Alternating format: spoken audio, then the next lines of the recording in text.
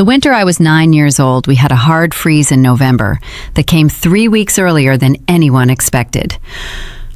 My father had not yet finished the harvest. We lost a third of the sweet corn, most of the squash, and a section of the bean crop that had not yet been pulled and dried. But we did not lose a single potato. Not one. While my father was salvaging what he could from the frozen rows, my grandmother was already in the root cellar checking her potato stores. She had put them down in late September the way she always did, the way her mother had taught her, the way I am going to teach you today. And when February came and the ground was still frozen solid and the farm stands were all closed and the nearest town was 12 miles through snow, we ate potatoes from that cellar that were as firm and clean and good as the day they came out of the ground. That is what proper potato storage looks like, not the potatoes that turn green and sprout on your counter in 2 weeks. Not the bag from the grocery store that goes soft and smells strange before you get halfway through it. A potato stored correctly, in the right conditions, handled the right way from the moment it comes out of the ground, will last 12 months, a full year. And my family has been doing this without refrigeration, without electricity, and without any product you have to buy for as long as anyone can remember. What I am going to show you today is the complete system. Not just where to store potatoes, but how to cure them, how to sort them, how to layer them, what to store them with, what to keep them away from, how to check on them through the winter, and how to know the difference between a potato that is resting and a potato that is turning. Every step matters. Skip one and the whole store can go bad. Follow all of them and you will have potatoes on your table in July that you harvested the previous September. Before I show you the method, I want to explain what is actually happening inside a potato after harvest, because this changes everything about how you handle them. A potato is a living thing even after it leaves the ground. It is still breathing. It is still metabolizing. It is consuming its own starch reserves at a slow rate, and it is producing moisture as a byproduct of that process. Everything about proper potato storage is designed to work with that biology rather than against it. The enemy of a stored potato is not cold. The enemy is not darkness. The enemy is uncontrolled moisture, uncontrolled temperature swings, light, ethylene gas from other produce, and damage to the skin that allows bacteria and fungus to enter. When you understand those 5 enemies, every step of the Amish preservation method makes immediate sense. Let me start at the beginning, which is the harvest itself, because how you bring potatoes out of the ground determines how long they will last before you even get them to storage. Never harvest potatoes in wet conditions. If it has rained in the last 2 days, wait. Potatoes pulled from wet soil carry that moisture with them, and wet skin is vulnerable skin. The outer layer of a potato, the periderm, is its primary defense against the bacteria and fungus that cause rot. Wet skin is more easily penetrated. Dry soil at harvest means dry skin at harvest, and dry skin stores dramatically better than wet skin. Harvest on a dry day when the soil is friable and loose. If possible, harvest in the morning after any surface dew has burned off. Use a garden fork rather than a spade. A spade cuts, a fork lifts. Every cut in a potato's skin is a potential entry point for rot organisms. Work gently. Lift the plant from the side rather than stabbing down through the hill. Collect the potatoes by hand and place them into a container with soft sides, a cloth bag, a wooden crate lined with burlap. Not a metal bucket where they bang against each other and bruise. Bruising is invisible on the outside for the first day or two. By the time you can see the brown discoloration under the skin, the damage is already done. Handle every potato as if it cost you something. Because it did. It cost you a season of work. Now the step that most people skip entirely and that most people have never heard of. The curing.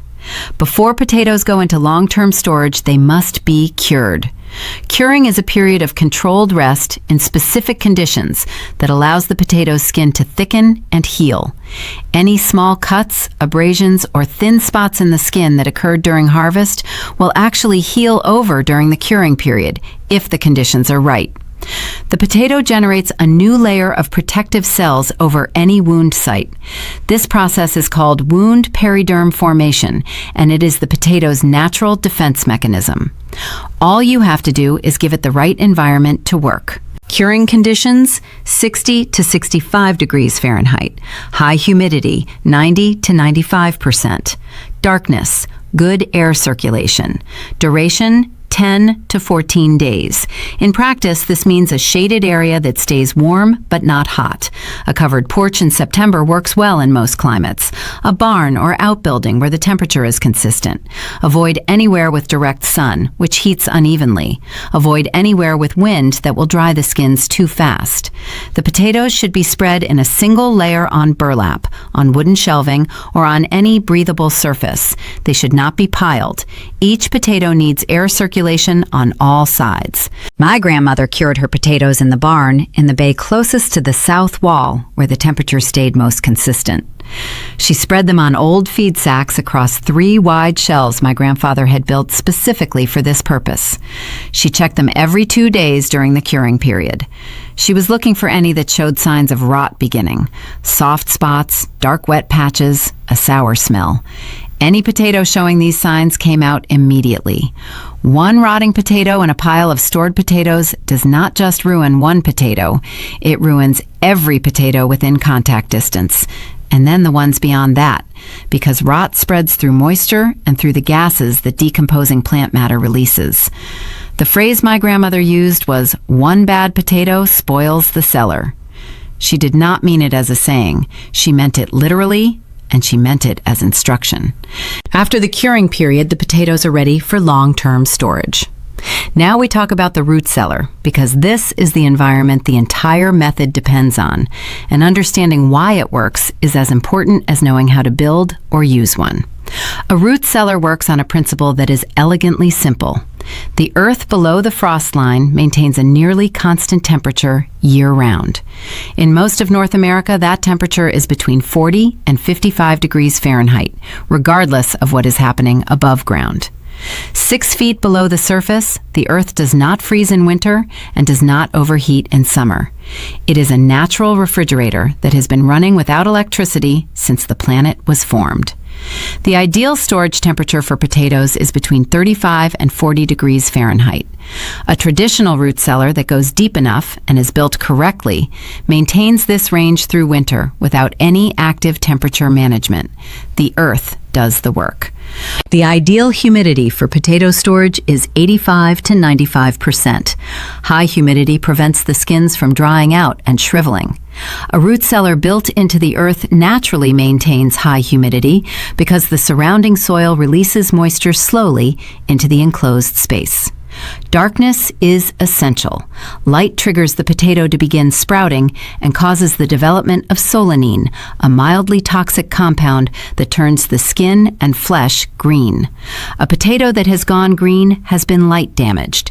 The green portions should be cut away entirely before eating.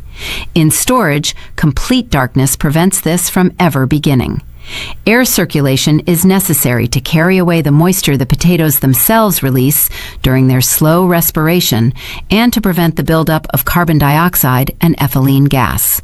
A well-built root cellar has a small vent at the highest point to allow stale air to escape and fresh, cool air to enter at the lowest point. Not everyone has a traditional root cellar.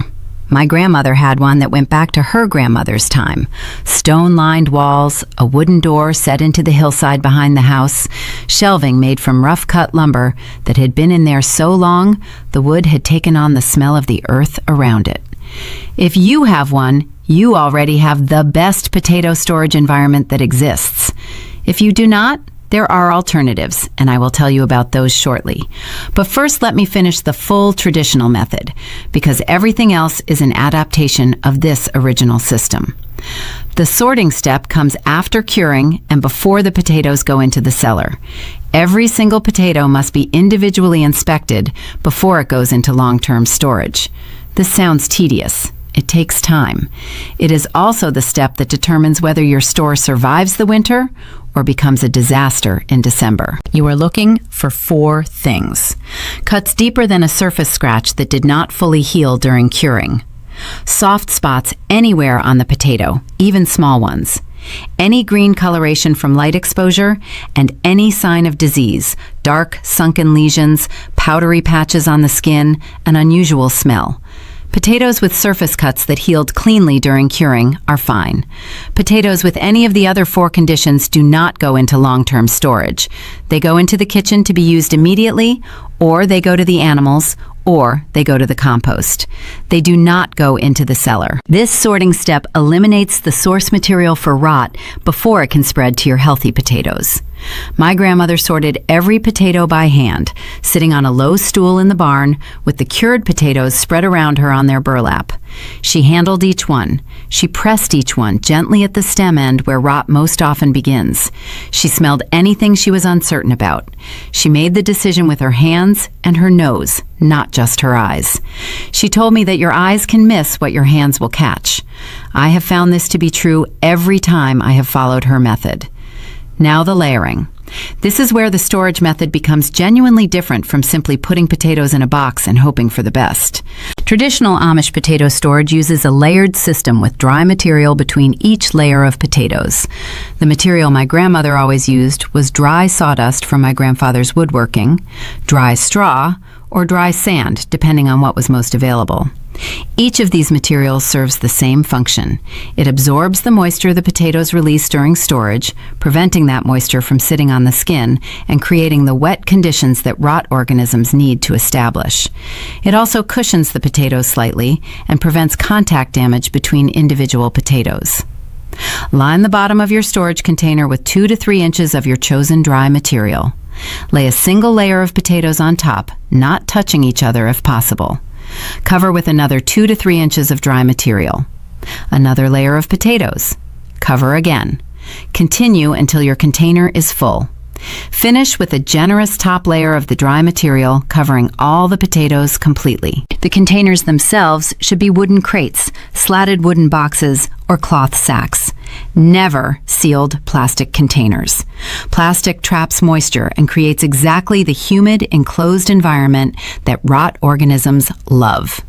The container must breathe. Air must move through it.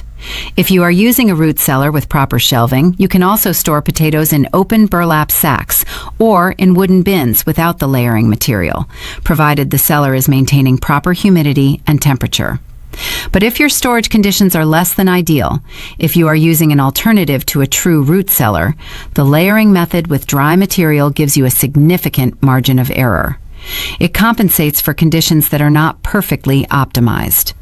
Now let me tell you about what not to store potatoes near, because this matters more than most people realize. Never store potatoes near apples. Apples produce ethylene gas as they ripen, and ethylene causes potatoes to sprout aggressively. A barrel of good potatoes stored in the same small space as a bushel of apples will be fully sprouted within weeks. My grandmother kept her apple stores at the far end of the cellar from her potatoes, and she was very particular about this. Any apple that began to ferment or decay came out of the cellar entirely because a decaying apple produces ethylene at a high rate. Never store potatoes near onions. Onions release gases that accelerate potato spoilage, and conversely, potatoes release moisture that promotes onion rot. These two crops that seem like natural partners in the kitchen are incompatible in storage. They should be stored in separate containers in separate areas of the cellar, or ideally in separate storage spaces entirely. Never store potatoes near any produce that is already showing signs of ripening or decay. The gases released by overripe and decaying produce trigger the same responses in potatoes that you are trying to prevent. Potatoes can be stored near other root vegetables, carrots, parsnips, turnips, beets, without significant negative interaction. They can be stored near cabbage and other brassicas, but keep them away from the ethylene producers and away from anything that is already on its way out. Now let me tell you about the alternatives to a traditional root cellar for those of you who do not have one, because the core principles of this method work in any environment that can approximate the right conditions. An unheated basement or crawl space is the most common alternative. In most climates, a basement corner that stays between 35 and 50 degrees through winter is a workable potato storage location. You will need to manage humidity because basements are often drier than a true root cellar. You can add a shallow pan of water near the storage area, covered loosely with cloth to allow evaporation without splashing. Check the humidity and temperature regularly in the first few weeks until you understand how your space behaves. A buried storage pit is a traditional method that predates the built root cellar and works on the same principle. Dig a pit in a well-drained location to a depth of at least 3 feet. Line the bottom and sides with straw. Place your cured potatoes in the pit, layered with dry straw. Cover the top with a thick layer of straw and then with soil mounded over the top to shed rain. Mark the location so you can find it in snow. Access the pit by opening the top cover as needed through the winter and resealing it each time. A properly constructed storage pit maintains temperatures very close to what a root cellar achieves and costs nothing to build beyond your own labor. A cool garage in a cold climate can work for part of the winter, but will fail in deep cold if it drops below freezing. Potatoes freeze at about 28 degrees Fahrenheit. Frozen potatoes turn watery and sweet and are not suitable for the table in their original form. If your garage gets close to that range, you need insulation around your storage containers. The critical variables in any alternative storage situation are the same as in a root cellar. Temperature between 35 and 45 degrees, high humidity, darkness, good air circulation, separation from ethylene producers. These are the conditions you are trying to recreate regardless of what structure you are using. Let me also tell you about the ongoing management of stored potatoes, because putting them into storage correctly is only half the work.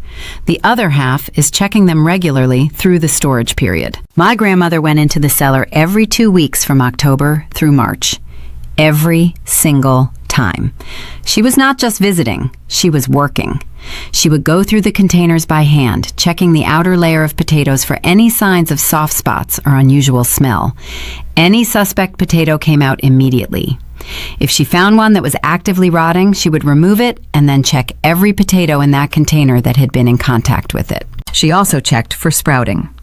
Potatoes in proper cold storage will not sprout for many months, but if your storage temperature is too warm, or if there is an ethylene source you have not identified, sprouting will begin early. Small sprouts under ½ an inch can be rubbed off and the potato is still good. Large sprouts indicate the potato has been drawing on its own starch reserves significantly, and the flesh may have begun to shrink and wrinkle. These potatoes should move to the kitchen immediately rather than going back into storage. She would also check the dry material in the layers. If the sawdust or straw had become damp, it needed to be replaced. Damp layering material stops working as a moisture absorber and starts becoming a moisture source. She kept a supply of fresh, dry material near the cellar entrance through the winter, specifically for this purpose. The February check was always the most thorough one. By February, the potatoes had been in storage for 4 to 5 months. Any weakness in the original sorting or curing would have manifested by then. She would go through every container completely in February, resort everything, remove anything that was declining, and consolidate what remained. After the February check, she always had a clear sense of how much remained and how long it would carry the family to the next harvest. I have followed this method my entire adult life. I have fed my family through every winter with potatoes from our garden. I have never had a catastrophic storage failure when I followed every step. The one winter I was rushed and skipped the thorough sorting before storage, I lost 1/3 of my store by January. My grandmother's method does not have optional steps. Every part of it is there because someone before us learned the hard way what happens when you leave it out. This knowledge, the food knowledge, the preservation knowledge, the understanding of how to work with what the land provides, rather than depending entirely on what a store decides to stock, is something that my husband and I think about deeply. It is knowledge that sustained families on this land for generations, and it is knowledge that is genuinely disappearing from most people's lives because it has been replaced by the convenience of modern food systems that work beautifully until they do not. That is why we put it all into writing. The garden calendar with month-by-month guidance for every crop we grow, including the potato planting and harvest timing that sets up this entire preservation system. The food preservation methods my family has used for generations, the root cellar management, the fermentation traditions, the drying and storing techniques that let you keep what your garden produces through the full year, the healing plant knowledge that my grandmother relied on, the calendula preparations, the chamomile and peppermint remedies, the garlic protocols, and the household preparations that cost almost nothing and replace products that cost hundreds of dollars a year. All of it documented, all of it tested on our own property across generations of use. The link is in the description, or you can find everything on our channel. Go look at your potato storage situation this week. Even if you are buying potatoes from the store right now, think about where you are keeping them. Are they in light? Move them. Are they near apples or onions? Separate them. Are they in a plastic bag that is trapping moisture? Take them out and put them in a paper bag or a cloth sack and move them somewhere cool and dark. These small changes make a real difference even for purchased potatoes. The same principles that keep a homegrown potato good for 12 months will extend the life of a store-bought potato significantly. You are working with the same biology either way. Tell me in the comments what you are working with for storage. Do you have a root cellar, a basement corner, a garage? Tell me your climate and your situation, and I will do my best to answer every one. I read every comment. And next time, I am going to show you the fermentation method my grandmother used to preserve vegetables without any canning equipment, without a pressure cooker, without any specialized supplies at all. Just salt, water, a crock, and time. The same method that kept families fed through winter for centuries before refrigeration existed. I will see you then.